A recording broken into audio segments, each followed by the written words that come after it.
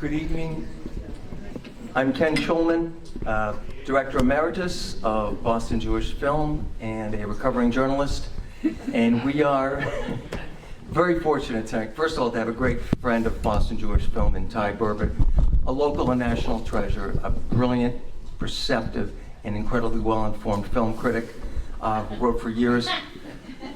It's you. Okay. Wrote for years for the Boston Globe, Washington Post, and is now the author of a terrific film blog called Ty Burr's Watch List, which you can find online, and I heartily recommend it.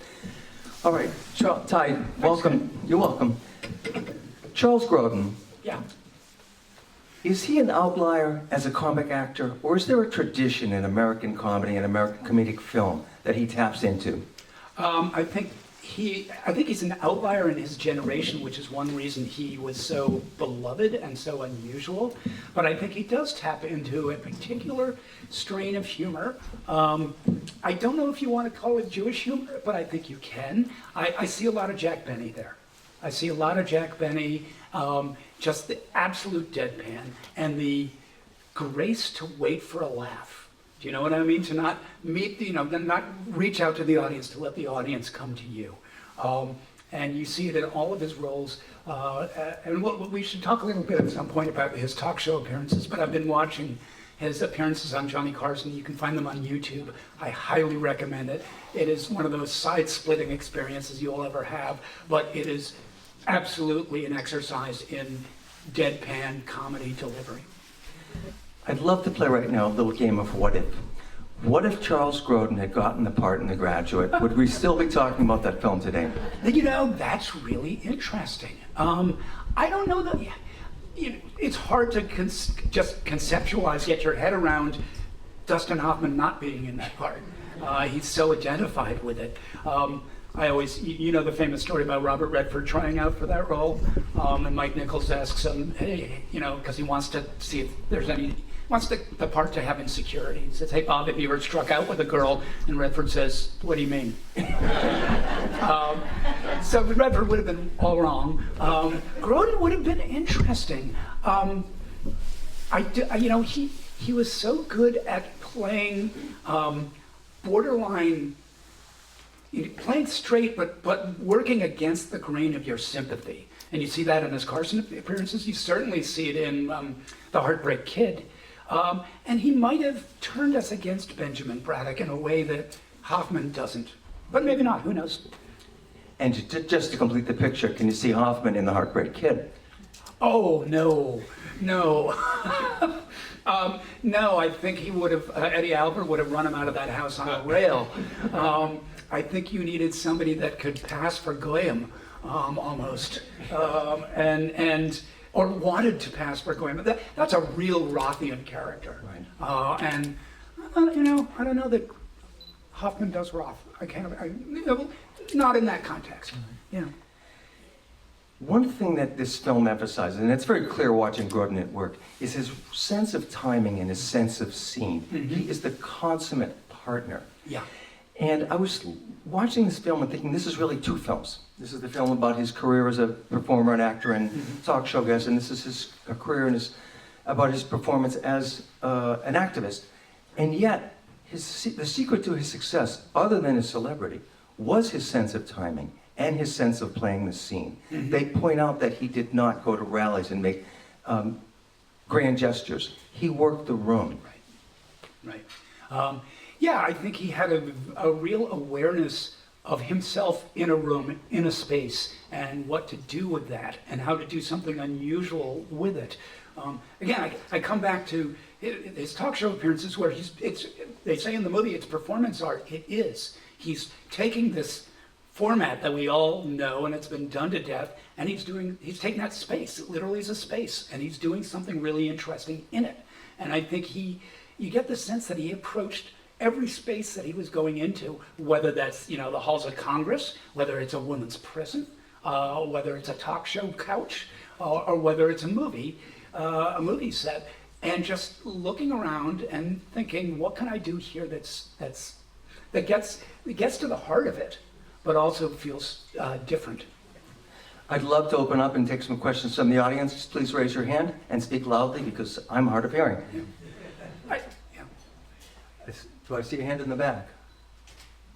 I do think Go ahead. while they're thinking of questions to ask, I do think that, it's interesting you asked about Hoffman, because Hoffman in The Graduate was kind of a revolution, and you had a movie hero who didn't look like Robert Redford, didn't look like a movie star, looked like your cousin Melvin.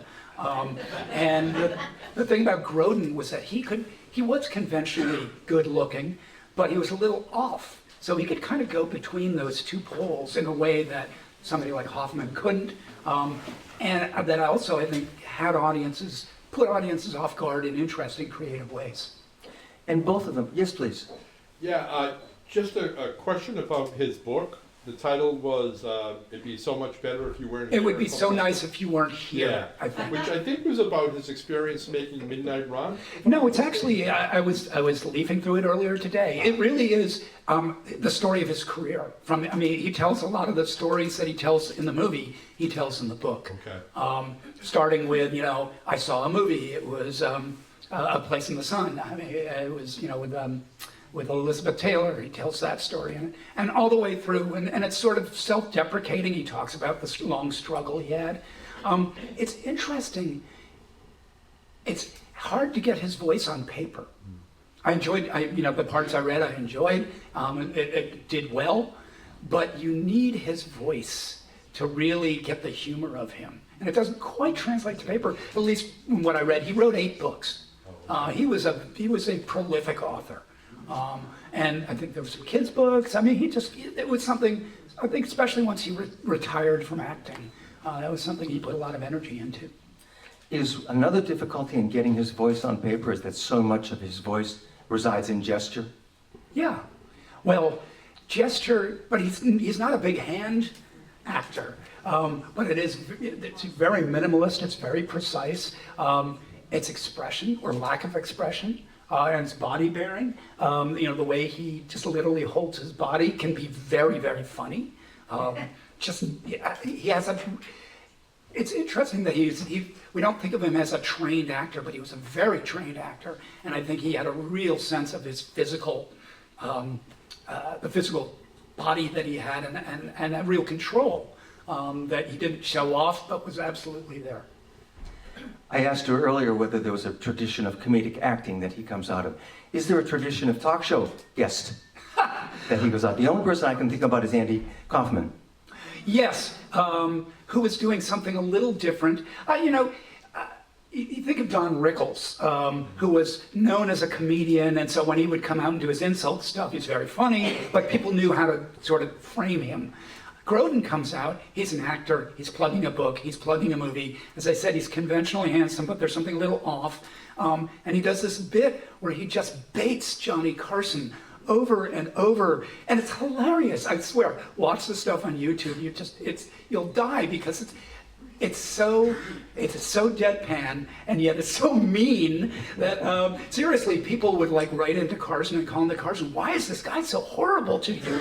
And he became this sort of talk show villain. It's almost like a wrestler or something. And that is similar to Andy Kaufman, although he did it in, Andy Kaufman wrestled ladies. Charles Grodin just did it with his voice and with his bearing and with just wonderful comic malice that as soon as the cameras were off, it just goes away. Do you get the sense watching those videos that Carson is struggling or is unhappy with it, or does he understand it's just great TV? I think he understands it's great TV. I think if you look at the early ones, I don't know if I don't think he clued in Carson at first that it was a bit. But Carson's no dummy, and clearly he had him on over and over and over again because it was just great TV. And the dynamic between them, it's almost a comedy duo where Carson's absolutely on the defense. And Grodin just kind of bores in on him very subtly, very diplomatically, but just doesn't let him off the hook. It's really interesting. And it's interesting to see Grodin play opposite other people. So you think of De Niro,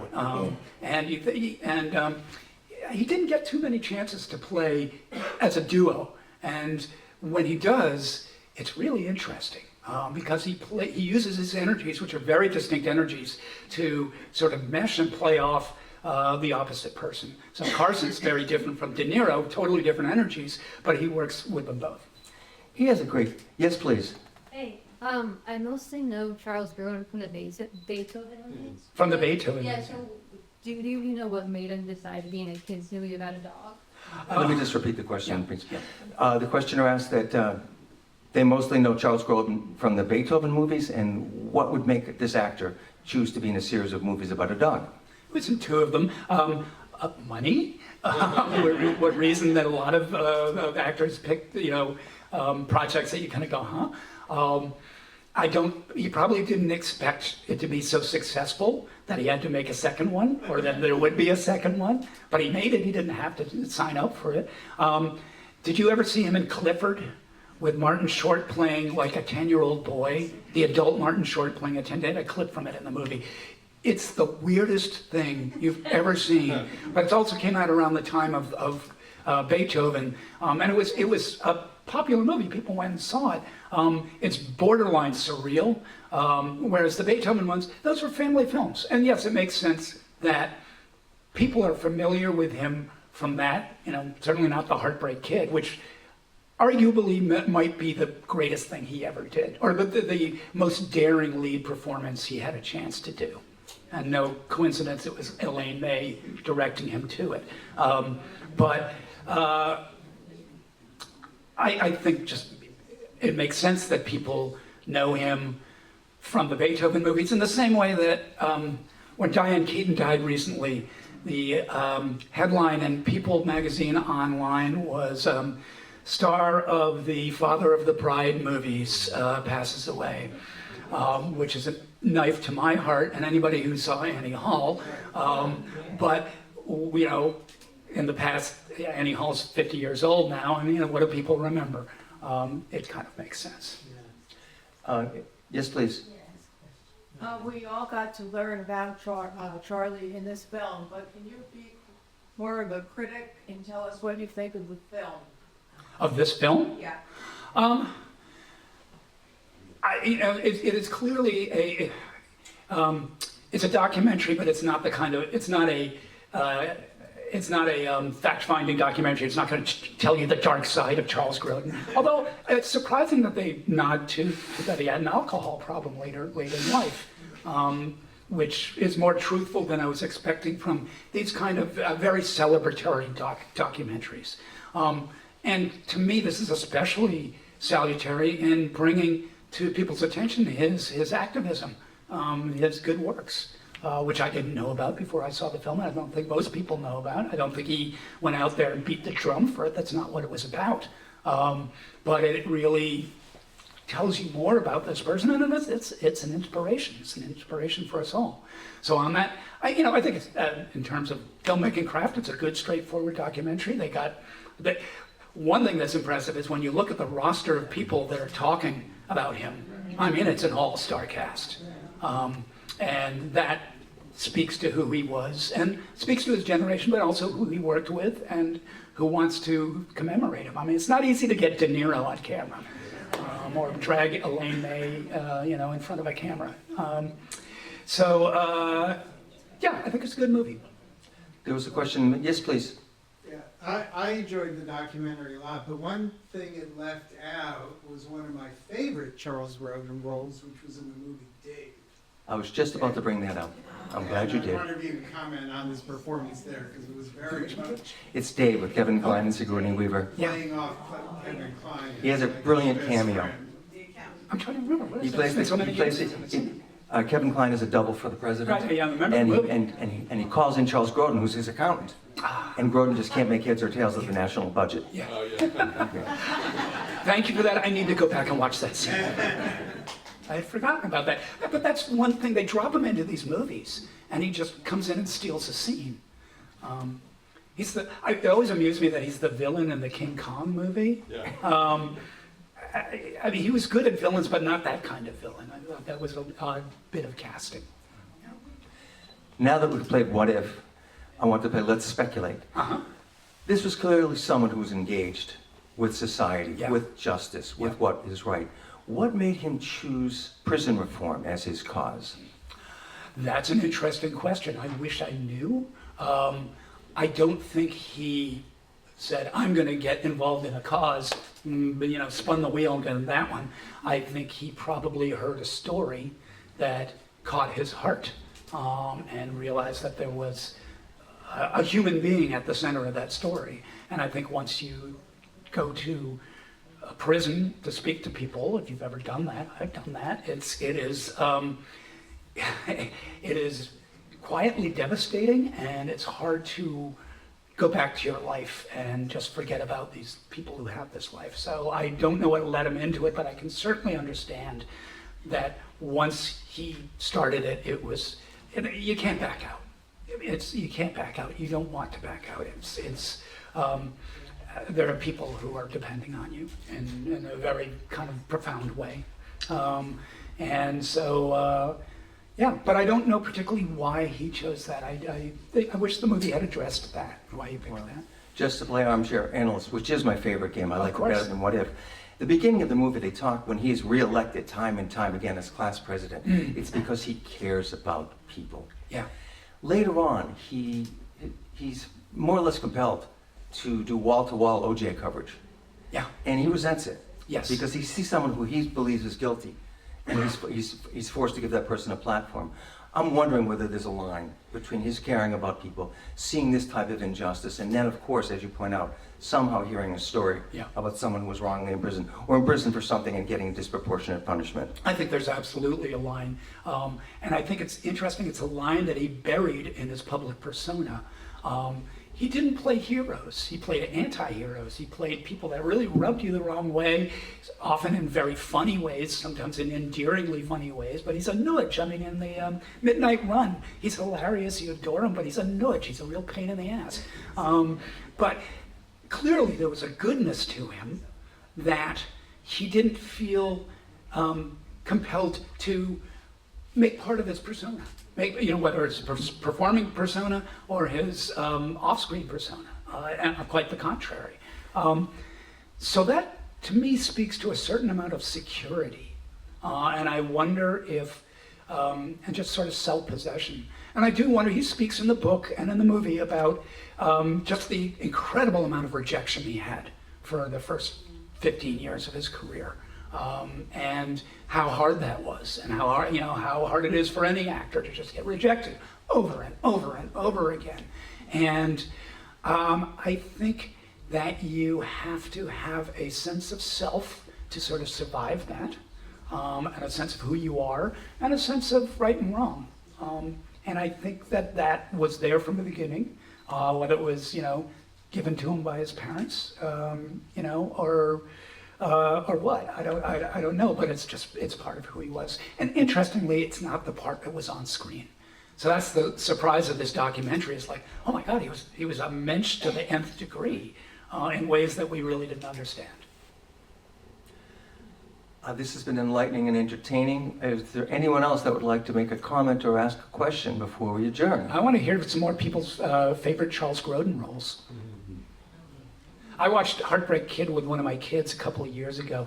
Oh my God, they hated it. It is such not a Gen Z movie. He's the most horrible person in it, which is what's funny. My kid was going, "Why are you making me watch this movie? He's so horrible." And I was like, "That's what's funny." He's like, "No, it's not." So times change. Well, I can tell you my favorite line from that movie is "There's no deceit in that cauliflower." I say that time and time again.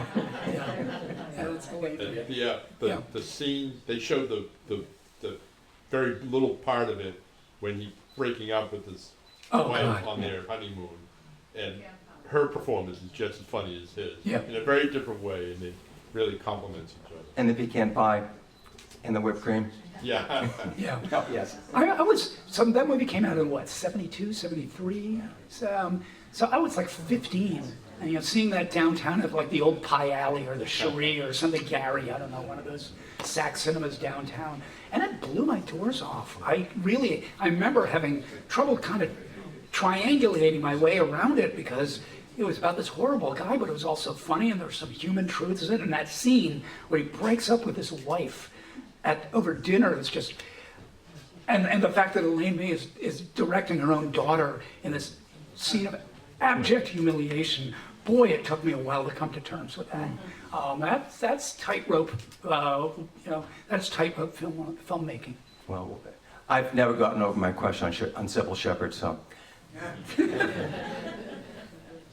Take the Heartbreak Kid again, going back to The Graduate.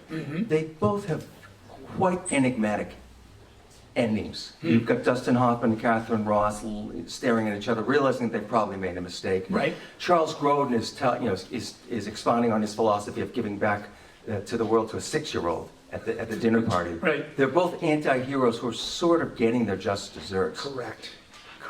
And I think that was, these movies, when they came out, they were anti-Hollywood movies. We've been fed so much Hollywood happy endings that the shock and delight of these movies was that they had either downer endings or endings that made you think. And the famous one is in The Graduate, where Catherine Ross and Dustin Hoffman are in the back of the bus, and she's in her wedding gown, and they run out and they've had this moment, and then they're just, what next?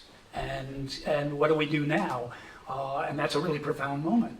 And I think in Heartbreak Kid, he and the movie have been walking on this tightrope of this guy is doing a horrible, horrible thing, but there's no other word for it, his balls are just so impressive in the way he just goes after what he wants, and with such weird creativity that you're kind of admiring him. And yet, at the end, you realize he's fooled himself. He's outfoxed himself, and that's where they leave us, and that's where they should leave us. Any other favorite Charles Grodin moments? What's your favorite Beethoven moment? Come on, bring it on. Where the dog slobbers all over. That's kind of a movie. Everyone's. Same time next year. Same time next year. Well, he's not in the movie. Yes, he is with Goldie Hawn. No, wait a minute. No, isn't Alan Alda in there? Because Alan Alda is in the movie. Yeah, I wish I'd seen him on stage. Oh my God, with Ellen Burstyn, it must have been amazing. Yeah. Do any films of that performance Seems exist? like old times. Seems like old times. Seems like old times. Yeah. There's probably a videotape of it down in the theater library down in Lincoln Center. I bet that you could go down there and probably find it. But to my knowledge, no, there's no public video of it. It's just too bad. All right, I think we're going to wrap it up. It's been wonderful. Thank you for staying time. Thank you so much. Thank you. Thank you, Ken. Thank you, everybody involved with the Boston Jewish Film Festival, for all you do. Thank you.